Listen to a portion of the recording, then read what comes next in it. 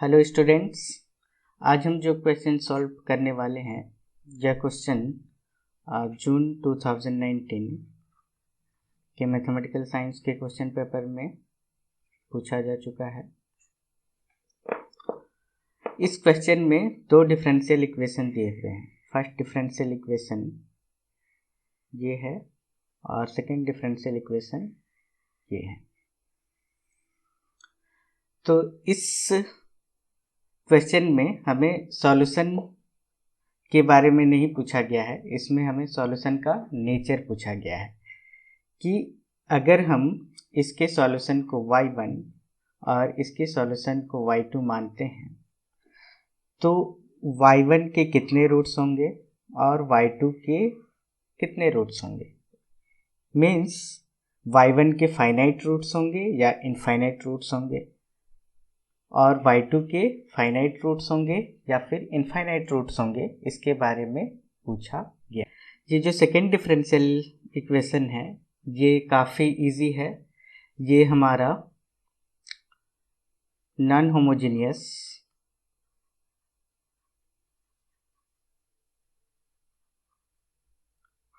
Linear differential equation with constant coefficient इस form का question है जिसे हम आसानी से सॉल्व कर सकते हैं। हमारे पास मेथड उपलब्ध है और ये जो क्वेश्चन दिया हुआ है, ये डिफरेंशियल इक्वेशन जो फर्स्ट डिफरेंशियल इक्वेशन है, इसे हम जनरली पावर सीरीज मेथड से सॉल्व करते हैं। तो इस डिफरेंशियल इक्वेशन का नेचर पता करना पावर सीरीज मेथड का यूज़ करके काफ़ी ही डिफ़िकल्ट जॉब है, क्योंकि after calculation and after finding the solution we are not sure that whether we will be able to say that y1 has infinitely many zeros or finitely many zeros। तो हम यहाँ क्या करते हैं कि direct कोई थ्योरम अप्लाई करते हैं और उस थ्योरम के जरिए हम इस y1 के नेचर के बारे में जानकारी लेते हैं। तो हमारे पास दो थ्योरम उपलब्ध हैं जिसका हम यूज कर सकते हैं। फर्स्ट थ्योरम है स्ट्रम comparison theorem and second theorem है जो कि हम अभी आगे लेक्चर में देखेंगे।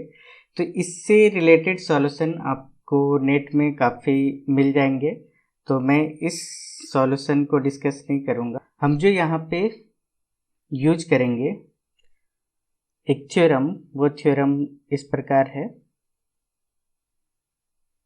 ये जैसा कि आप देख सकते हैं, इसमें एक सेकेंड ऑर्डर डिफरेंशियल इक्वेशन है। इस थ्योरम में कहता क्या है कि अगर आपके पास एक सेकेंड ऑर्डर डिफरेंशियल इक्वेशन है जिसका फॉर्म है y double dash plus ax y equal to 0, जिसमें कि y का कोफिशिएंट एक फंक्शन है जिसको कि ax से हम डिनोट किए हुए हैं। फिर अगर आप ये जो ax है, y का कोफिशिएंट जो है वो दो कंडीशन सेटिस्फाई करता है। फर्स्ट कंडीशन है कि ax हमारा एक कंटिन्यूअस फंक्शन हो और ये पॉजिटिव हो throughout 0 to infinity. And second condition कहता है integration over 1 to infinity as ds equal to क्या हो, इन्फिनिटी हो। तब हम कह सकते हैं कि ये जो डिफरेंशियल इक्वेशन होगा इसका सॉल्यूशन का इनफाइनाइटली मेनी जीरोस होगा। Means the solution of this differential equation will have infinitely many zeros in 0 to infinity. Okay, now look at our question. What is our question? Y double dash plus x y equal to 0 means here you are given x in place of x, means आपके पास क्या है, x के बदले में x दिया हुआ है। Okay, तो अब आपको देखना है कि ये जो फंक्शन है ये दो कंडीशन सेटिस्फाई करता है कि नहीं। तो हम इजीली प्रूव कर सकते हैं कि ये कंटिन्यूअस फंक्शन है, ग्राफ से भी देख सकते हैं। ये है x इक्वल टू एक्स का ग्राफ, जो कि एक कंटिन्यूस ग्राफ है। ओके, 0 to इन्फिनिटी में भी अगर आप देखें तो ये एक कंटिन्यूस ग्राफ है। तो इससे हम कह सकते हैं कि ए कंटिन्यूस है और ये पॉजिटिव है। ओके, एक्स का वैल्यू 0 से इन्फिनिटी में कोई भी वैल्यू लिया जाए तो ये हमेशा 0 से ज़्यादा होगा। इसका मतलब कि ए एक्स हमारा एक पॉजिटिव फंक्शन है in the interval 0 to infinity. फिर सेकेंड कंडीशन चेक कर लेते हैं। एस बराबर क्या हो जाएगा, हमारा एस हो जाएगा, तो S T S equal to S square by 2 limit 1 to infinity, ये हमारा क्या आ जाता है, इन्फिनिटी आ जाता है। इट मीन्स दोनों ही कंडीशन हमारे सेटिस्फाई हो गए इस थ्योरम के। तो हम यहाँ पे क्या कंक्लूड कर सकते हैं, जो हमारा गिवन डिफरेंशियल इक्वेशन है उसके कितने जीरोज होंगे, इनफाइनाइटली मेनी जीरोज होंगे इन 0 to इन्फिनिटी। आपके क्वेश्चन में इस डिफरेंशियल इक्वेशन का सॉल्यूशन को y1 से डिनोट किया गया है, तो हम क्या कंक्लूड कर सकते हैं, y1 has infinitely many zeros. Okay, तो ये एक कंक्लूजन हमारे पास आ जाता है। अब हम सेकेंड डिफरेंशियल इक्वेशन पे आते हैं। हमारा सेकेंड डिफरेंशियल इक्वेशन क्या दिया हुआ है, y double dash plus y equal to x square plus 2। Second differential equation क्या है, y double dash plus y equal to x square plus 2 with the condition y0 equal to y dash 0 equal to 0। इस तरह के condition को हम लोग क्या कहते हैं, या फिर इस तरह के प्रॉब्लम को हम लोग कहते हैं इनिशियल वैल्यू प्रॉब्लम, बिकॉज हमारे कंडीशंस इनिशियल कंडीशंस दिए हुए हैं, इसीलिए हम इसे इनिशियल वैल्यू प्रॉब्लम भी कहते हैं। अब ये जो डिफरेंशियल इक्वेशन है ये है हमारा नॉन होमोजीनियस, जैसा कि मैंने आपको पहले ही बता चुका है कि ये किस फॉर्म का है, non homogeneous linear differential equation with constant coefficient. तो इस इक्वेशन को हम इस फॉर्म में भी लिख सकते हैं। ओके, जिसमें capital D by d x को कैपिटल डी से डिनोट किया जाता है। तो इस डिफरेंशियल इक्वेशन का नॉन होमोजीनियस पार्ट को हम लिख सकते हैं D square plus 1 y equal to 0। Okay, right hand side में हम 0 पुट करके इस नॉन होमोजीनियस इक्वेशन का होमोजीनियस पार्ट को इस प्रकार लिखते हैं। अब ये क्वेश्चन हो गया homogeneous differential equation with constant coefficient, जिसके बारे में डिटेल से हम लोगों ने पढ़ा है, जिसका लिंक आप देख सकते हैं। अब इसका सॉल्यूशन प्रोसेस में आते हैं। तो इसका सॉल्यूशन निकालने के लिए सबसे पहले हमें ऑक्सिलरी इक्वेशन निकालना पड़ता है by putting m in place of d, और हमारा ऑक्सिलरी इक्वेशन एक क्वाड्रेटिक इक्वेशन आ जाता है m square plus 1 equal to 0।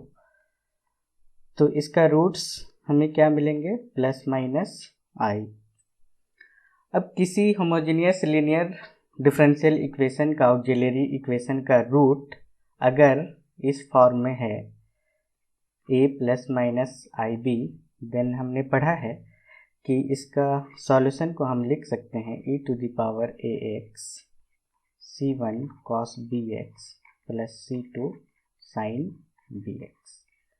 हमारे केस में इसे हम 0 प्लस माइनस आई लिख सकते हैं, तो हमारे केस में a का वैल्यू 0 है और b का वैल्यू 1 है। सो हमारा सॉल्यूशन क्या है इस केस में, y equal to c1 cos x plus c2 sin x। Okay, तो होमोजेनियस पार्ट का सॉल्यूशन हमें मिल गया, और वो क्या है, y equal to c1 cos x plus c2 sin x। तो होमोजेनियस पार्ट के सॉल्यूशन को हम लोग क्या कहते हैं, complementary function. So CF equal to क्या लिखेंगे हम, c1 cos x plus c2 sin x। Okay, now अब आते हैं पर्टिकुलर इंटीग्रल। अब पर्टिकुलर इंटीग्रल क्या होता है, अगर आपका कोई डिफरेंशियल इक्वेशन दिया हुआ है F D y equal to g x, तो पर्टिकुलर इंटीग्रल हम लिखते हैं 1/fd(gx). हमारे केस में fd का वैल्यू क्या है, d²+1 और gx का वैल्यू है x² + 2, तो ये हमारा हो जाता है d²+1 x² + 2। इसे हम इस तरह से भी लिख सकते हैं 1 + d² का power -1 x² + 2। Now expansion apply करते हैं, 1 + θ⁻⁻1 = 1 - θ + θ². With the help of this expansion we get here 1 - d² plus d⁴ x² + 2. After calculation we are getting here plus d⁴ x² + 2 and so on. Now double differentiation of this function x² + 2 gives 2, because differentiation of 2 is 0 and differentiation of x², first differentiation is 2x and second differentiation is 2, okay, and rest of the terms will be 0. These 2 will be cancelled out and then we are getting here x².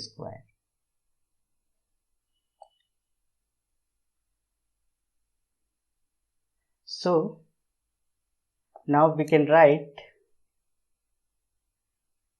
our solution y = complementary function plus particular integral. Okay, complementary function is c1 cos x plus c2 sin x and particular integral is x². Now we apply here the given initial conditions. Okay, first initial condition is y0 = 0. So put x = 0 in this equation, then we will get c1 cos 0 will be 1 plus c2 sin 0 will be 0 plus the value of x² will be 0 at x = 0 and here it is 0, so c1 = 0. Now the second initial condition is y'0 = 0. So first you have to differentiate it. So differentiate it with respect to x, we will get -c1 sin x plus c2 cos x plus 2x. Now put x = 0 in this equation,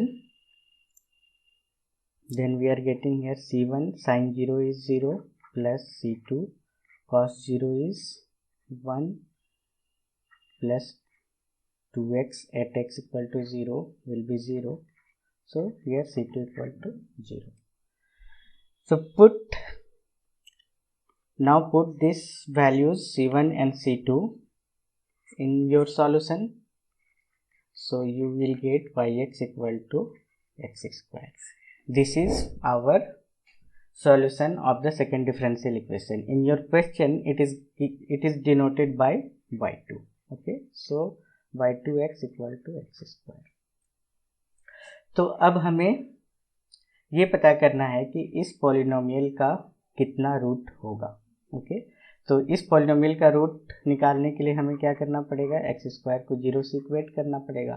तब हमारा root क्या आता है, x = 0 with multiplicity 2. Okay, तो हमारे पास एक ही root आते हैं यहाँ पे.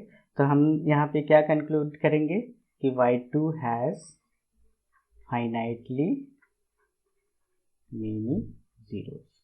क्यों? क्योंकि हमारे पास y2 के सिर्फ एक रूट है with multiplicity 2. Now come to the options.